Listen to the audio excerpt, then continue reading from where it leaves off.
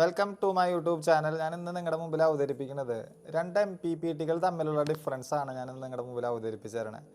അപ്പോൾ എൻ്റെ അടുത്ത് സർവീസിന് വന്നിട്ടുള്ള ഒരു MPPT ആണ്. രണ്ട് ഹോൾ സെൻസറൊക്കെ പിടിപ്പിച്ചിട്ടുള്ള ഒരു MPPT എൻ്റെ അടുത്തേക്ക് സർവീസിന് വന്നിട്ടുണ്ടായിരുന്നു. അപ്പോൾ ജസ്റ്റ് ഞാൻ നമ്മൾ അസംബിൾ ചെയ്തുകൊണ്ടിരിക്കുന്ന MPPT ആയിട്ട് കമ്പയർ ചെയ്ത് നോക്കി.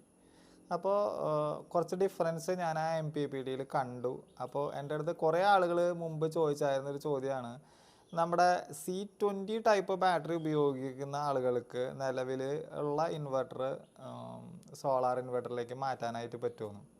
അപ്പോൾ നമ്മൾ ഒരു സ്ട്രോങ് ആയിട്ടുള്ള MPPT ഒക്കെ വെച്ച് നല്ല ആംബിയർ, ഒരു 550 വാട്ടൊക്കെ പാനലൊക്കെ കൊടുത്ത് നല്ലോണം ആംബിയർ വെച്ചിട്ട് ചാർജ് ചെയ്യാനായിട്ട് തുടങ്ങി കഴിഞ്ഞ് കഴിഞ്ഞാൽ ആ ബാറ്ററി പെട്ടെന്ന് തന്നെ ഡാമേജ് ആയി പോകാനുള്ള സാധ്യത കൂടുതലാണ്. അപ്പോൾ അത്തരത്തിലുള്ള പ്രശ്നങ്ങളെല്ലാം പരിഹരിക്കാൻ പറ്റുന്ന MPPT ഇപ്പം എൻ്റെ കയ്യിലില്ല, മാർക്കറ്റിൽ അവിടെ ഇവിടെയൊക്കെ ആയിട്ട് ഞാൻ കാണുന്നുണ്ട്.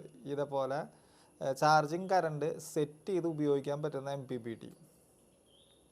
അപ്പോൾ ഇത് കൂടുതലായിട്ടും ബെനിഫിറ്റ് ആർക്കാണെന്ന് ചോദിച്ചു കഴിഞ്ഞാൽ 24 വോൾട്ട് അല്ലെങ്കിൽ 36, അതിന് ഹയർ സിസ്റ്റംസ് ചെയ്യുന്നവർക്കാണ് ഈ പറഞ്ഞ പോലെ ബാറ്ററിയിലേക്ക് വളരെ കുറച്ച് ആംബിയർ മാത്രം കൊടുത്തിട്ട് ചാർജിങ് ആയതിനു ശേഷം ബാക്കിയെല്ലാം ലോഡിലേക്ക് കൊടുക്കുന്ന തരത്തിലുള്ള MPPT കുറച്ചും കൂടി ഹയർ സിസ്റ്റം ഉപയോഗിക്കുന്നവർക്കാണ് പ്രയോജനപ്പെടുക. പിന്നെ ഞാൻ പറഞ്ഞല്ലോ, ഈ പറഞ്ഞ പോലെ ഈ പഴയ ബാറ്ററി കളയാനും പറ്റില്ല. C20 ബാറ്ററി ഉള്ളവർക്ക് താൽക്കാലികമായിട്ട് നമുക്ക് സോളാറിലേക്ക് മാറണം എന്നുണ്ടെന്നുണ്ടെങ്കിൽ ഈ പറഞ്ഞിട്ടുള്ള പോലെ MPPT വാങ്ങുകയാണെന്നുണ്ടെന്നുണ്ടെങ്കിൽ അതിനകത്ത് നമുക്ക് ഇഷ്ടമുള്ള രീതിയിൽ ചാർജിങ് ആംബിയർ സെറ്റ് ചെയ്ത് വെച്ചിട്ട് നമുക്ക് സോളാറിലേക്ക് മാറ്റി യൂസ് ചെയ്യാം. ഇപ്പോൾ ചാർജിങ് ആംബിയർ മാത്രമേ നമുക്ക് കുറച്ച് വയ്ക്കാൻ പറ്റുള്ളൂ കേട്ടോ. നമുക്കത് ബാറ്ററി ഫുള്ളായി കഴിഞ്ഞ് കഴിഞ്ഞാൽ ലോഡിലേക്കുള്ള ആംബിയർ പാനലിൽ നിന്ന് എത്രയാണോ വരുന്നത് അത് ഡയറക്റ്റ് ലോഡിലേക്ക് കൊടുക്കാനുള്ള സെറ്റപ്പ് MPPT-ക്ക് അകത്തുണ്ട്. അപ്പോൾ ഇതൊരു നല്ല മെത്തേഡാണെന്ന് എനിക്ക് തോന്നുന്നു. ഞാൻ ആദ്യമായിട്ടാണ് ഇങ്ങനത്തെ ഒരു മെത്തേഡ് തന്നെ കാണുന്നത്. അപ്പോൾ അത് നിങ്ങൾക്ക് ഷെയർ ചെയ്ത് തരാണ്. ഇനി നമുക്ക് രണ്ട് MPPT-യും തമ്മിലുള്ള മെയിൻ വ്യത്യാസങ്ങൾ നമ്മൾ നോക്കാം. ഈ സാധാരണ MPPT-കളുള്ള പോലെ തന്നെ ഒരു റിലേ, അതായത് നമ്മുടെ ബാറ്ററി വോൾട്ടേജ് എത്തിക്കഴിഞ്ഞ് കഴിഞ്ഞാൽ KCBയുടെ ഇന്നിനെ കട്ട് ചെയ്യാനായിട്ടുള്ള ഒരു റിലേ, അതുപോലെ തന്നെ അതിൻ്റെ മെയിൻ പ്രോഗ്രാം IC 13F2010, അതുപോലെ തന്നെ ഒരു SMPS സർക്യൂട്ട്, അതുപോലെ തന്നെ മോസ്ഫെറ്റ്, ഡയോഡ്, കപ്പാസിറ്റേഴ്സ്, അതുപോലെ തന്നെ ഇതിനകത്ത് 2 ടെറോയിഡ് കോയിലുകളെ നമ്മൾ യൂസ് ചെയ്തിട്ടുള്ളൂ എന്നുള്ളൂ. വേറെ വ്യത്യാസമൊന്നുമില്ല. 3 വേണമെന്നുണ്ടെങ്കിൽ 3 നമുക്ക് യൂസ് ചെയ്യാം. അതുപോലെ തന്നെ കപ്പാസിറ്ററുകൾ. ഈ ബ്ലാക്ക് കളറിൽ കാണുന്നതാണ് ഇതിൻ്റെ ACLS എന്ന് പറഞ്ഞിട്ടുള്ള സോളാർ ചാർജിൻ്റെ കറണ്ട് അളക്കാനായിട്ട് ഉപയോഗിക്കുന്ന സെൻസർ. ഇതാണ്. അപ്പോൾ ഇത്രയാണ് ഒരു നോർമൽ MPPT-യിൽ വരുന്ന കാര്യങ്ങൾ. അതായത് അതിൻ്റെ പോസിറ്റീവ് കണക്ഷൻ ഇതാണ്, ഇത് ബോർഡിലേക്കുള്ള പ്ലസ്, ഇത് നെഗറ്റീവ്. ഇത് ഞാൻ എൻ്റെ ബ്ലാക്ക് വയർ ഇല്ലാത്തതുകൊണ്ട് റെഡ് കൊടുത്തു എന്നുള്ളൂ. ഇത് നെഗറ്റീവ് ആണ്, ഇത് സോളാർ നെഗറ്റീവ്, ഇത് ബാറ്ററി നെഗറ്റീവ്. അപ്പോൾ ഇത്രയൊക്കെയാണ് കാര്യങ്ങൾ വരുന്നത് SMPS സർക്യൂട്ട്.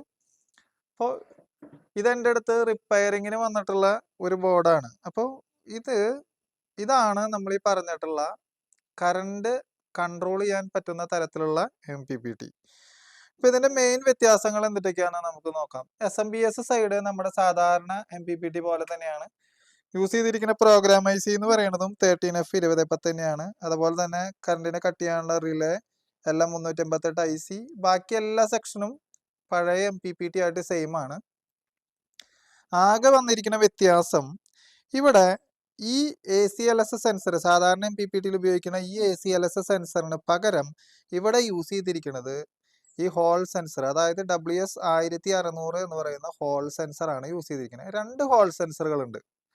അപ്പോൾ ഒന്ന് ലോഡ് നെഗറ്റീവ് വെച്ചാൽ ഇവിടെ ആയിരിക്കും നമ്മുടെ ഇൻവെർട്ടറിൻ്റെ നെഗറ്റീവ് നേരിട്ട് വന്ന് MPPT-ക്ക് അകത്ത് കൊടുക്കുക. അതായത് ഇവിടെ നിന്നൊരു ബ്ലാക്ക് വയർ ഇട്ട് പുറത്തേക്ക് ഇട്ടിട്ട് ഇതിൻ്റെ പുറത്തേക്ക് ഇട്ടിട്ട് അവിടെ നിന്നായിരിക്കും ബാറ്ററിയിലേക്ക് ഇൻവെർട്ടറിലേക്ക് കണക്ഷൻ കൊടുക്കുക.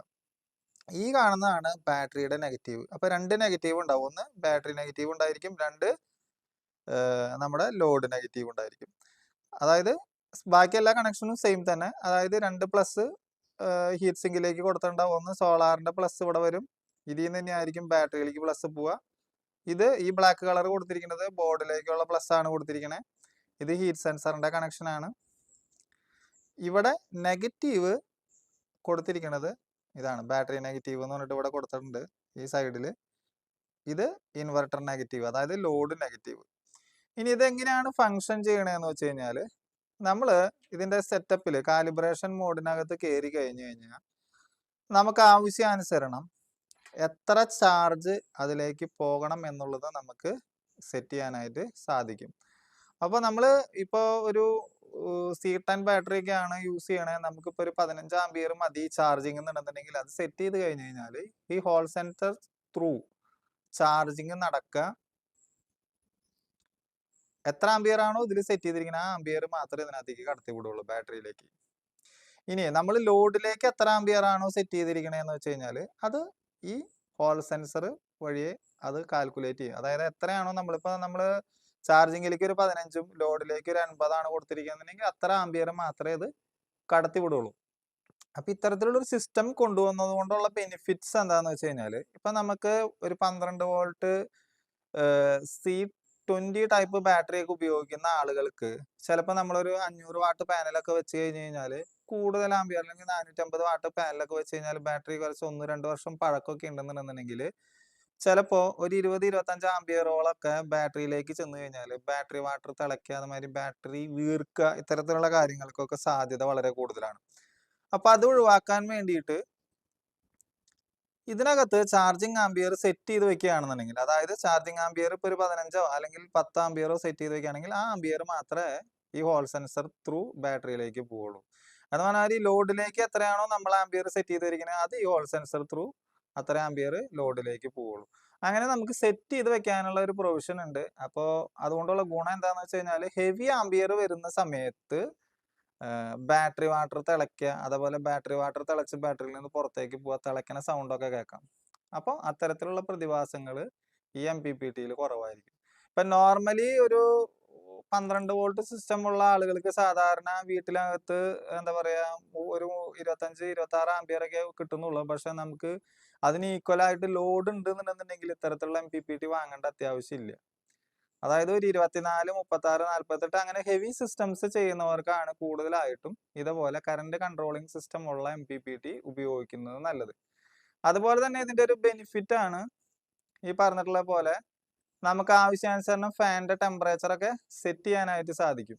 അപ്പോൾ ഈ ഒരു MPPT-യിലാണെങ്കിൽ നമുക്ക് ഫാനിന്റെ ടെമ്പറേച്ചർ ഒന്നും അഡ്ജസ്റ്റ് ചെയ്യാനായിട്ട് സാധിക്കില്ല.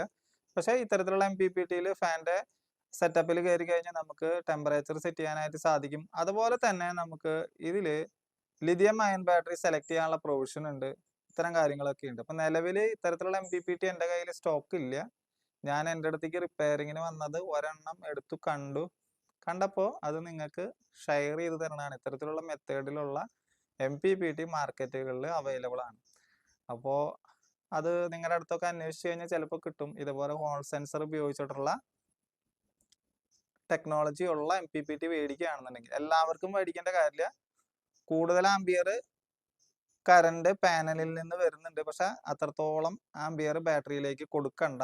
ആ വരുന്ന ആംപിയർ നേരെ ലോഡിലേക്ക് കൺവെർട്ട് ചെയ്ത് കൊടുക്കണം എന്ന താല്പര്യമുള്ളവർക്ക് മാത്രം ഇത്തരത്തിലുള്ള MPPT സെലക്ട് ചെയ്യാനായിട്ട് സാധിക്കും. ബാക്കി അതർവൈസ് ഈ MPPTയും സെയിം തന്നെയാണ്.